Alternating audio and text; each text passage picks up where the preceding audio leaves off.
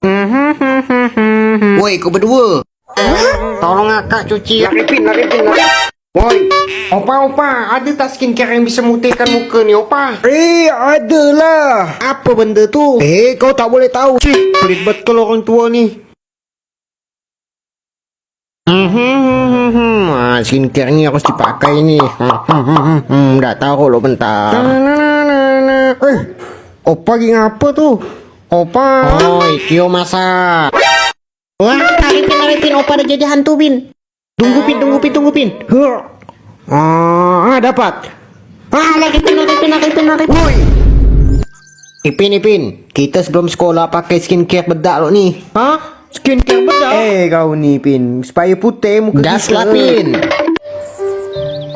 Datuk aku semalam termasuk ke kloset. Yang betul kau Zul. Itu mimpi aku lah. Kau. Kenapa muka kau tu? Aku pakai bedak ajaib. Bedak ni bisa mutihkan muka. Bisa juga manjangkan bulu ketek. Bisa manjangkan rambut kau ke? Bisa. Ni buktinya. Nama bedak ni bedak cap otak. Ui, kau dapat di mana tu? Aku ambil punya Opa. Tapi kan Opa berubah jadi hantu makai bedak ni. Ngapa pula bisa tu? Jadi gini. Ipin, kawankan aku, Ipin. Dah lah seorangnya aku. Apa benda sana tu? Astagfirullah, hantu. Coba aku lihat lagi. 1, 2, 3. Allahu Akbar. Hantu.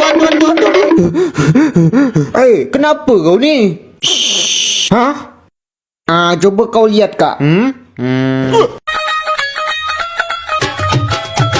Hantu apa pula ni? Bisa pula hilang hantu ni. Begitulah ceritanya. Oh yo, ngeri juga Opa Kopin. Saya mau pantun. 2, 3, ambil rambutan Tok Dalang. Saya sebenarnya hantu lang-lang.